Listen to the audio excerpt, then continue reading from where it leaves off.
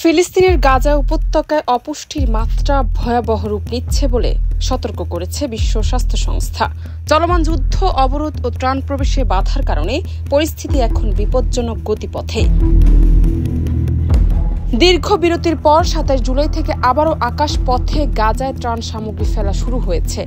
Jordan ও সংযুক্ত আরব আমিরাতের যৌথ উদ্যোগে ইতিমধ্যে ৩ দফায় প্রায় ২৫ টন ত্রাণ পাঠানো হয়েছে।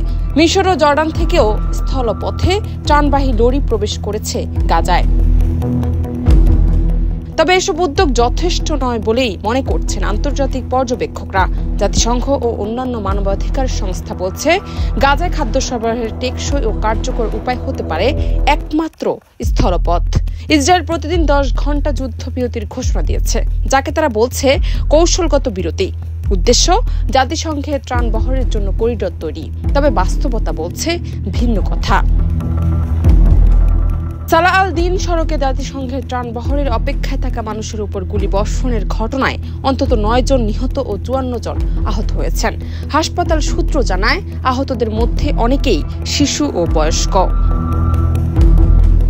ইসরায়েল বলছে, তাদের বিরুদ্ধে গাজাবাসীর অনাহারে রাখার অভিযোগ মিথ্যা।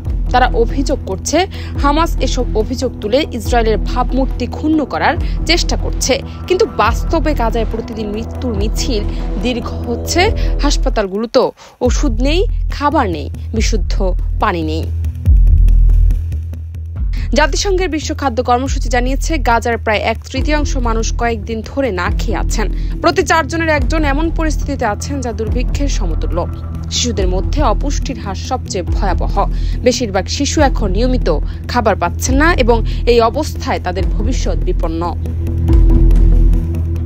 মানবাধিকার সংগঠনগুলো যুদ্ধবিরতির আহ্বান জানাচ্ছে। WHO এর সতর্কতা বিশ্ব বিবেককে নাড়িয়ে দেওয়ার জন্য যথেষ্ট।